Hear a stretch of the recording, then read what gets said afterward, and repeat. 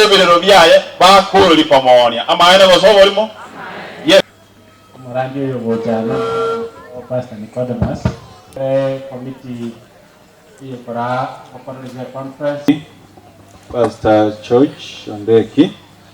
Irene, my mother, there is one Sabbath school. Yeah.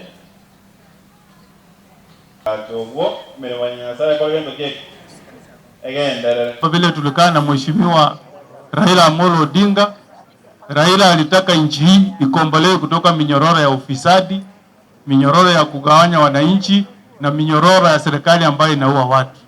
Na mimi namuomba ndugu yangu Mzee Oburu Odinga ambaye ni kijana ya mzee tulikuwa tunaheshimu sana, Mzee Jaramogi Oginga Odinga, ndugu ya rafiki yetu ambaye amehaga Raila Odinga, asisaliti wananchi, akae kwa upande wa wananchi.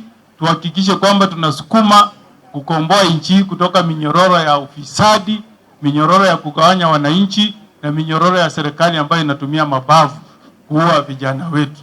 Yeye asome Biblia. Kama Raila alijaribu kutafuta uongozi tangu 2007, hakuna haja ya kuogopa.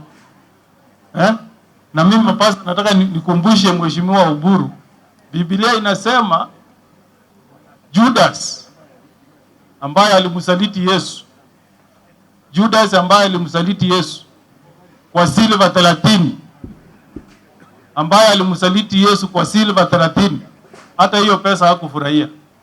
Alisumbuka kwa akili mpaka akajinyonga. Sisi wana ODM tusisaliti wananchi wa Kenya. Sisi wana ODM tusinunuliwe kwa pesa chache hapa. Mungu hatapenda sisi kuachilia wananchi waendelee kuteseka. SHA ifanyi, ufisadi unaendelea kukita mizizi kama katika kaunti yetu ya Nyamira na Mara tunasema broad based.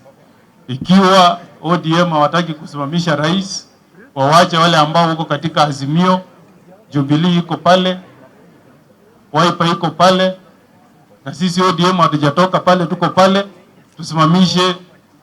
Hata kijana yuko anasimama, si Matiang'i anasimama urais?